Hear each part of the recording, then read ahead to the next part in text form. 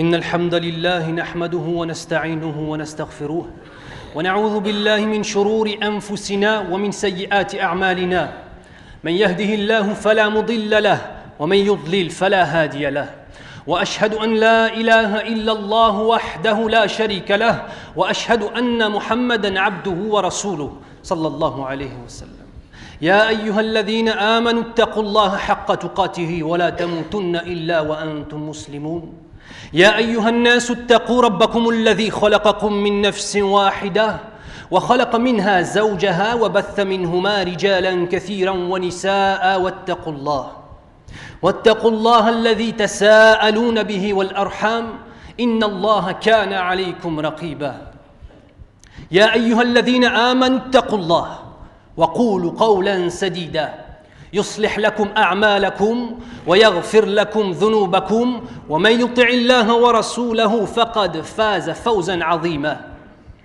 فإن أصدق الحديث كتاب الله وخير الهدي هدي محمد صلى الله عليه وسلم وشر الأمور محدثاتها وكل محدثة بدعة وكل بدعة ضلالة وكل ضلالة في النار ثم أما بعد. Mes chers frères, mes chères sœurs, sachez qu'un cœur rempli du rappel d'Allah, d'amour de notre Seigneur et de son prophète sallallahu alayhi wa sallam est un trésor inestimable. Celui qui détient un tel bien fait partie des bienheureux de ce monde. Et il sera, Inch'Allah, parmi les heureux d'Allah dans la vie de l'au-delà. La pureté d'un tel cœur se manifeste dans les paroles du croyant, tout autant que dans ses actes, dans les paroles, mais aussi dans ses actes. Les actes et les paroles sont donc le miroir de ce que renferment nos cœurs.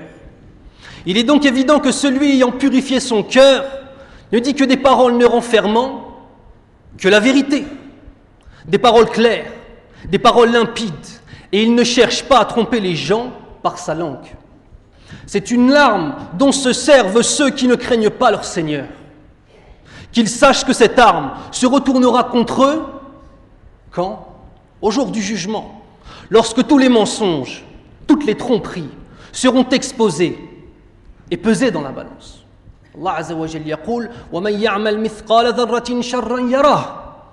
Allah, dans la signification du verset, dit celui qui a fait le poids d'un atome de mal le verra. Chaque parole, chaque soupir, chaque chose dite dans le bien ou dans le mal, le mu'min, le muslim, quel kafir, autant le musulman que le non-musulman retrouvera cela écrit d'une façon claire et véridique face à son Seigneur.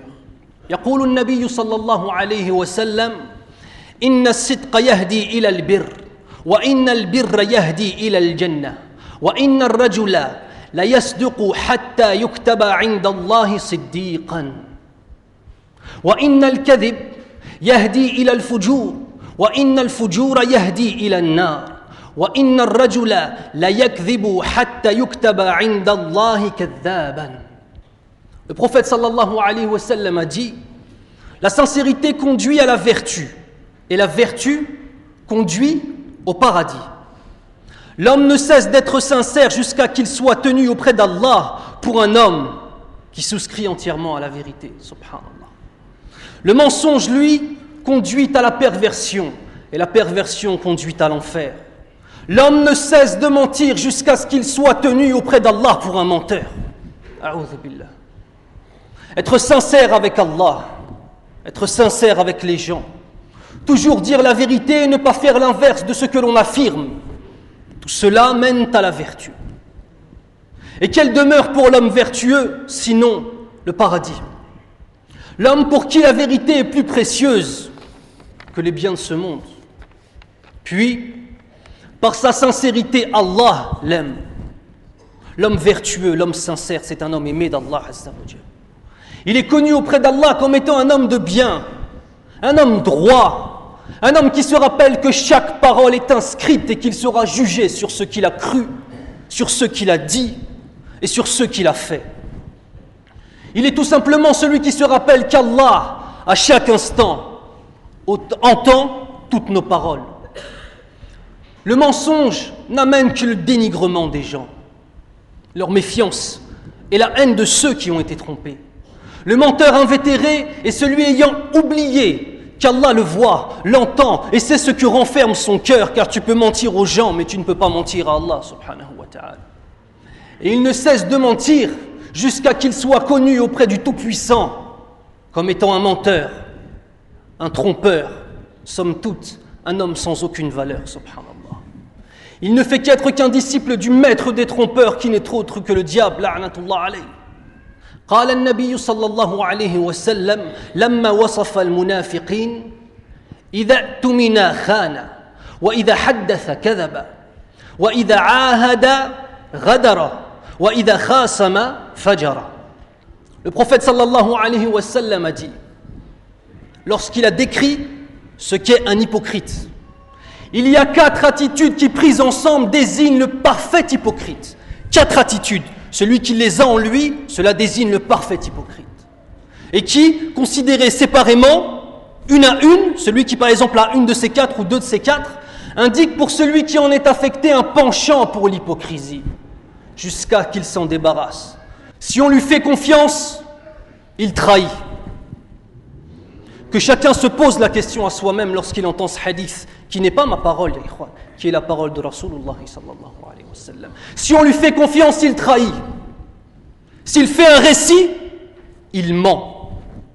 S'il passe un pacte, il ne l'honore pas. C'est un homme qui n'a pas de parole. Et s'il se dispute, il se met hors de lui et insulte.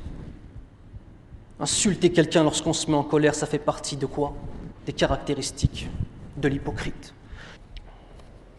Et le mensonge est une maladie extrêmement contagieuse, dont les dégâts et les conséquences sont indescriptibles, subhanallah. Reste entouré de menteurs et tout naturellement, tu deviendras l'un d'eux. Les mensonges et les tromperies salissent l'âme, jusqu'à même que cela se voit sur les visages. Wallah, que ça se voit sur les visages. Le visage de celui qui adore son Seigneur, qui craint son Seigneur, qui ne connaît que la vérité. Quand on le voit, on dit Munawwar. Il porte sur lui une lumière. Celui qui passe sa vie à mentir. Celui qui est loin de l'adoration d'Allah. Et on demande à Allah Azza wa Jal qui guide nos frères qui sont dans cette situation, nos frères et nos sœurs. Mais celui-ci, lorsque l'on voit son visage, Wallahi, on le voit. Wallahi, on le voit. Ton visage, c'est un miroir de ce qu'il y a dans ta poitrine. Certains mentent à Allah, certains mentent aux gens, et même finissent par se mentir à eux-mêmes. Les péchés insignifiants, ça n'existe pas. Les péchés insignifiants qui n'ont pas de valeur que l'on peut faire, et c'est pas grave, ça n'existe pas. Avec la phrase connue, Allah Ghafur Rahim, comme si on disait que ce que l'on a fait, ce n'est pas grave. Il n'y a que des péchés, et des péchés énormes, plus grands encore. Plus la foi est basse et plus le péché semble petit pour celui qui l'a fait. Plus la foi est haute et plus la moindre désobéissance semble être une montagne menaçant de l'écraser à chaque instant. En fonction de ta foi, lorsque tu vas commettre une action mauvaise, une désobéissance à Allah Azza wa Jal, si ta foi est faible, tu vas dire c'est rien. Si ta foi est forte, tu vas considérer ça comme étant une catastrophe. Et tu vas te rapprocher d'Allah. Et tu vas faire tauba, tu vas te repentir auprès d'Allah Azza wa Jal. Le mensonge est de diverses sortes. Il peut être une invention totale, un mensonge de A à Z, comme on dit, n'ayant aucune base véritable. Comme dire, un tel a dit cela, alors qu'il n'a même pas évoqué le sujet. Il peut être aussi un ajout dans une histoire. Par exemple, tu racontes une dispute que tu as eue avec quelqu'un, et parce que tu n'as pas su répondre comme il le fallait au moment de la dispute, quand tu racontes la dispute, tu rajoutes des choses. Et je lui ai dit ça, et il s'est tu, alors qu'en vérité, tu n'as pas dit ces choses-là. Tu t'es senti humilié pendant la dispute, et quand tu racontes l'histoire aux gens que tu aimes, aux gens proches de toi, pour leur donner une image forte de toi-même, tu rajoutes des choses que tu n'as pas dites, afin de te rassurer. Il peut être un ajout ou le fait d'enlever une partie de la parole pour changer le sens. L'ajout, l'attitude de celui, par exemple, on va dire, l'attitude de celui qui crie me déplaît. Quelqu'un dit ça. Celui qui crie dans la mosquée, son attitude me déplaît. Et qu'est-ce qu'on va aller répéter, par exemple? L'attitude d'un tel, en disant lui spécifiquement, l'attitude d'un tel lorsqu'il crie est une des pires choses que je ne puisse supporter. Il a rajouté quelque chose. Afin de faire quoi? le fitna, la dissension entre les gens. Le fait d'enlever, par exemple. Le fait que quelqu'un dise « Je n'aime pas un tel lorsqu'il s'énerve, car il dit des insultes. » Et qu'on aille rapporter ensuite « Je n'aime pas un tel tout court. » Il a enlevé quand il dit des insultes, alors qu'en vérité c'est une haine pour Allah. Pour dire « Je ne l'aime pas. » Afin de faire quoi? Afin de mettre entre les gens le fitna, la dissension. Ou le fait de changer des termes qui ont été employés. Par exemple, quelqu'un dise « Un tel n'est pas mon ami, je n'ai pas d'alaqa qawiyya ma'ah. » Il transforme ça en « Un tel, je le déteste de tout mon cœur. » Est-ce qu'il y a une différence entre ces deux paroles? Il y a deux situations possibles lorsque l'on ment sur quelqu'un. Premièrement, soit il est présent. Deuxièmement, soit il est absent. S'il est présent, c'est de la dénigration. Et s'il est absent, c'est du mensonge. أعوذ بالله من الشيطان الرجيم بسم الله الرحمن الرحيم والصلاة والسلام على أشرف الأنبياء والمرسلين نبينا محمد وعلى آله وأصحابه أجمعين ثم أما بعد. Le prophète sallallahu alayhi wa sallam nous a promis une récompense inestimable à condition de délaisser un certain nombre d'actes. Et parmi ces actes, il y a le fait de mentir.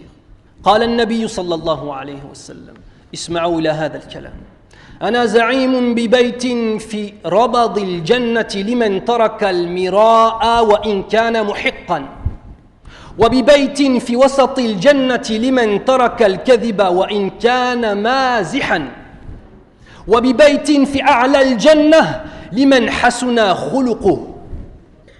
Il a dit sallallahu alayhi wa sallam, je garantis une maison au milieu du paradis à qui délaissera le mensonge sous toutes ses formes, y compris, dans l'explication du hadith, celle qui semble être la plus infime, le mensonge dans la plaisanterie.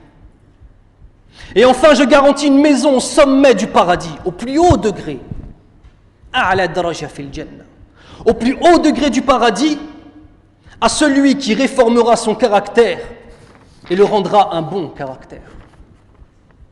La récompense est donc pour celui délaissant toutes les formes du mensonge, absolument toutes les formes du mensonge. De l'invention pure et simple, en passant par le rajout, ou le fait d'enlever des choses de l'histoire, et enfin le fait de plaisanter en mentant, même plaisanter en mentant. Mentir en plaisantant, pardon. Car la plaisanterie par le mensonge est un péché, qui est compté auprès d'Allah comme un mensonge à part entière. Regardez, subhanallah, la défaite de celui qui a l'habitude de mentir lorsqu'il plaisante.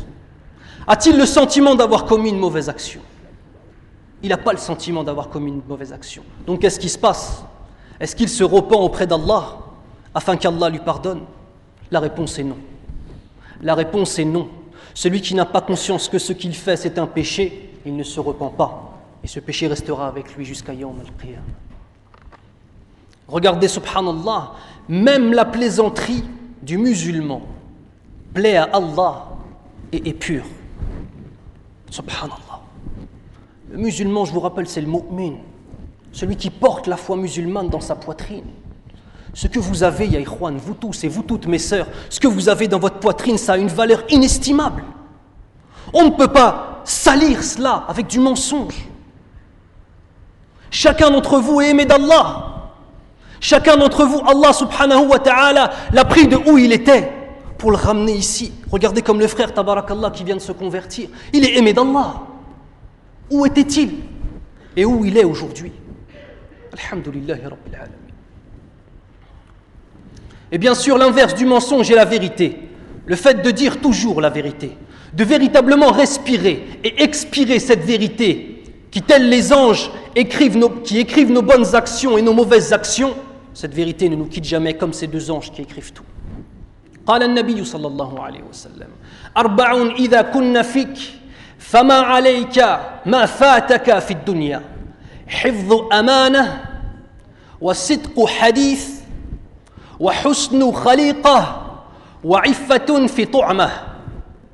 Le prophète sallallahu alayhi wa sallam a dit 4 qualités, si ta personnalité les réunit, alors tu n'as pas de souci à te faire à propos de ce que tu n'as pas réussi à accomplir dans cette vie éphémère. Première des choses, être un homme de confiance à qui l'on peut confier le dépôt. Deuxièmement, être un homme dont ne sort de sa bouche que la vérité.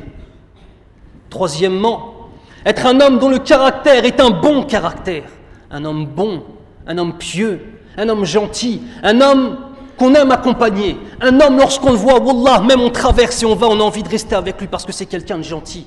Quelqu'un, quand tu le vois, ça augmente ta foi, yari. Et enfin, être un homme qui fait preuve de retenue, c'est-à-dire d'ascétisme, comme dans la khutbah de la semaine dernière, d'ascétisme dans le fait de manger. Le menteur est un être détesté d'Allah et des gens. Celui ne disant que la vérité est un être aimé d'Allah et de ses créatures. Lorsque viendra la tentation du mensonge gratuit ou du mensonge afin d'obtenir des biens en trompant les gens, ya akhi, ya ukhti, mon frère, ma sœur, pose-toi la question. Veux-tu être aimé d'Allah ou veux-tu être détesté d'Allah? Inna Allah wa malaikatahu yusalluna ala an-nabi.